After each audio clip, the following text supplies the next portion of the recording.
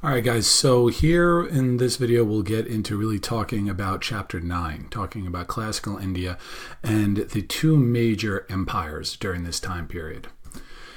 Now here you see a map of your two major empires, the Maurya and the Gupta empires, separated by a couple hundred years. You see the Maurya Empire was the larger of the two. It encompassed at its height the majority of the subcontinent, everything except for the southern tip and the island of Sri Lanka, but all through the Deccan Plateau and those northern river plains, the Ganges River Plain and the Indus River Plain.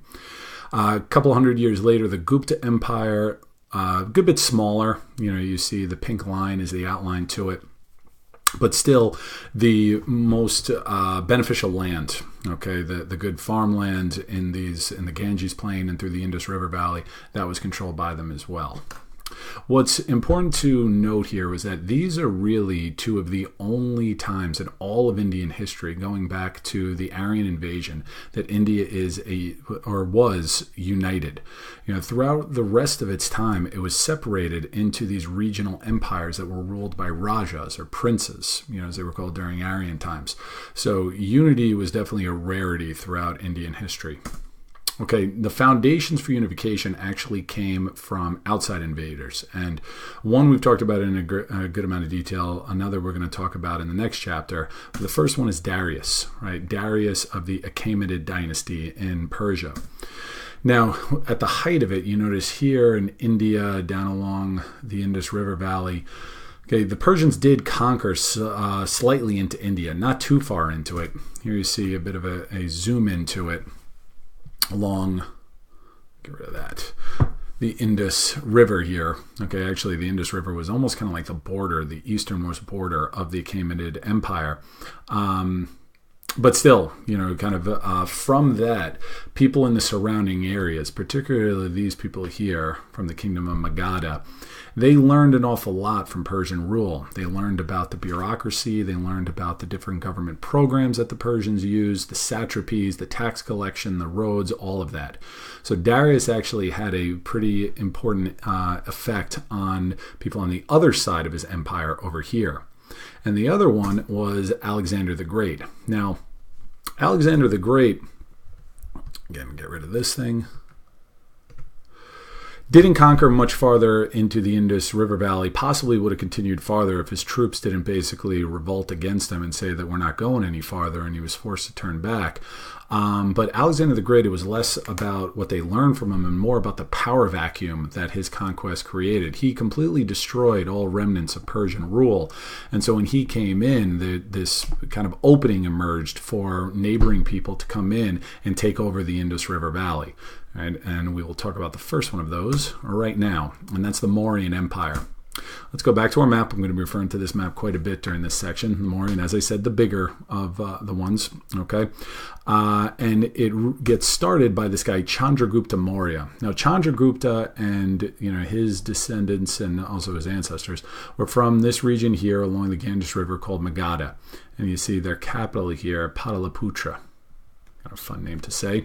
They controlled the Ganges River. They also controlled the Bay of Bengal.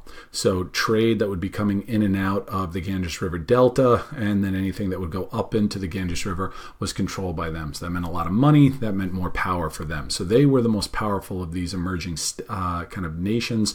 And then they would go, after Alexander crushed everything up through here in the Indus River, they would expand upwards through the Khyber Pass and the Hindu Kush and Bactria and so forth.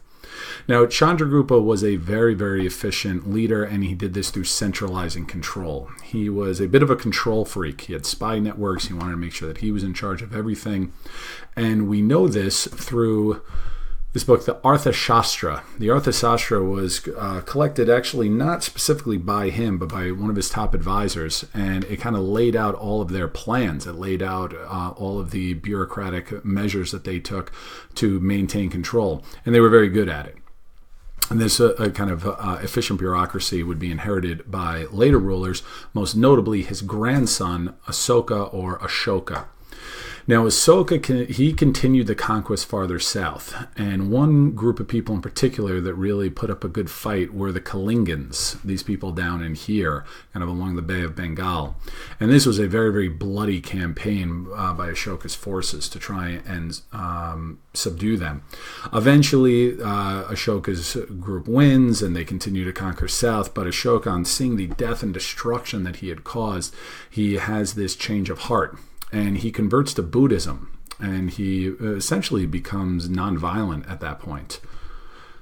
Not to the point where he wants to give up everything, supposedly the way his grandfather did. According to legend, Chandragupta renounced all of his titles and lands and went to go live in a monastery.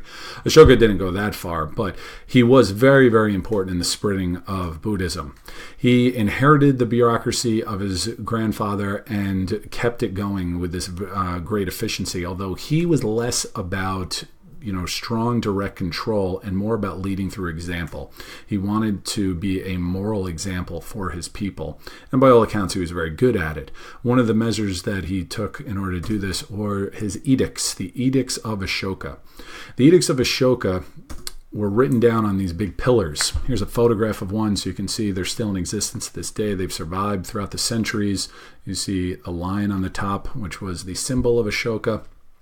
And on it, he would write in Sanskrit Buddhist sayings, orders of the government, things that the people should keep in mind in order to keep them on the right path and so forth.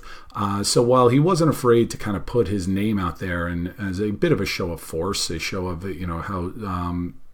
how wide his rule went, still it was less about kind of forcing people to listen to him and more about, hey, this is the right way, you should follow me.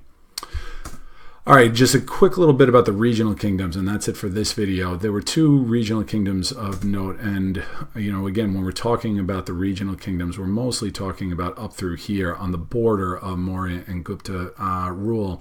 And the first one is this one, Bactria. Bactria would be beyond the Hindu Kush, this mountain pass, into what would be mostly Afghanistan, and maybe a little bit into Iran today. And what was noteworthy about them, let me get this out of here, is that you see a lot of remnants of Hellenistic influence. The Hellenistic, we'll talk more about that in the next chapter, but Hellenism was this mostly Greek culture that was left behind by Alexander the Great's conquest. But you see this cultural diffusion in this area, and the evidence here is that you've got the Buddha, and this figure over here is actually Hercules. Okay, one of the more well-known figures of Greek mythology that was found in Afghanistan. So you've got this convergence of Indian religion and Mediterranean culture kind of meeting head-on in Bactria. And then the other one is the Kushan Empire. And the Kushan Empire was named that from the Kushan people who are from this region, the Hindu Kush. And you see they are in the pink up here as it extends down, again, mostly through Afghanistan, but at their height, they did conquer the Indus River Valley, through today what would be Pakistan, and even made their way down a bit into the Ganges Plain, particularly during the Gupta rule. The Guptas were not quite as strong as the Mauryan Empire, but never quite into the heartland of Magadha and Palaputra. Sorry. All right, so those are the only two that are worth mentioning. And that is it for this video. In the next one, we will talk about the Gupta and most notably their achievements in science and learning.